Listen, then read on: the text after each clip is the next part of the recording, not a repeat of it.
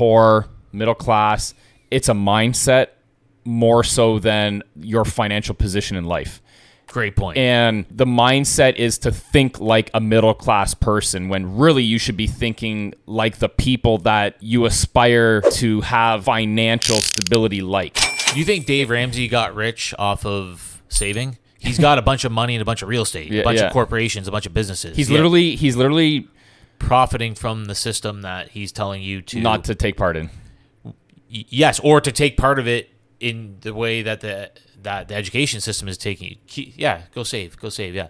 Yeah. He's the one benefiting from the middle class slave, if you want to call it that. Like, it's a little bit extreme to say that, but it kind of is true because you will never become free working a middle class job. You can't because the monetary system is corrupt. I somewhat disagree with you on that.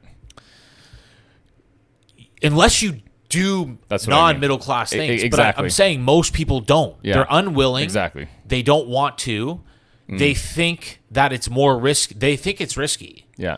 I feel like the more I guess understanding of all of these political systems, economic systems, business, entrepreneurship that I get deeper into, the more I feel the terms poor, middle class, it's a mindset more so than your financial position in life. Great point. And the mindset is to think like a middle class person when really you should be thinking like the people that you aspire to have financial stability like.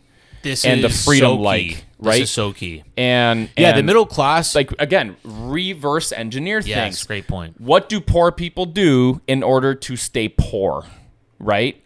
Spend every dollar they make. Exactly. What do the middle class do to stay behind all the time? Save, right? So what's opposite of those things? Right. Invest. Buy assets. Start businesses. Yeah. Own real estate. And if you're going to invest, you have to. 1 second. Let me see. I had a meeting right now. If you're going to invest, you have to outpace. Yeah. Not core inflation, but you have to outpace true inflation of the goods and services that you want. This is where the middle class. Oh, I made 4% in my mutual fund. Okay, you probably lost 2% buying power for the actual stuff that you want. Because like we always talk about, the high-end quality stuff that's limited, the most limited stuff goes up much faster than core inflation because they're so difficult to reproduce. The best real estate in the best locations is you can't reproduce it. You can't reproduce beachfront property in Maui, whatever, right? Like, that's a bad example given what's happening. But, so what the middle class is Connor, cut that out. The middle class is no. The middle Connor, class keep that target. In, please. This is why CPI is so valuable. Is because it's the target for the middle class. You just gotta save 2.5% per year because that inflation is 2%. You just gotta make 2% a year to keep up with inflation. That's what they actually believe. But core inflation is corrupt. It's a basket of goods that changes and that is manipulated and that's easily replicatable and generally the lowest quality of stuff. It's not the real stuff that you want. It's not the T-bone steaks. It's not the best beach properties. It's not the vacation homes. It's not the vacations. It's not the trips. It's not the flights to Paris. It's not the yachts. It's not the Rolexes. It's not whatever, right? So your target is a middle class target, which means you'll always remain in the middle class. Yeah, you have to start thinking different, right? Just because the wealthy are able to, fly on jets and they're on yachts and they own this and they own that. That's the wrong thing they own exotic cars. That's the wrong thing to consider. You can still take steps in order to become wealthy like the wealthy by buying assets. You don't have to.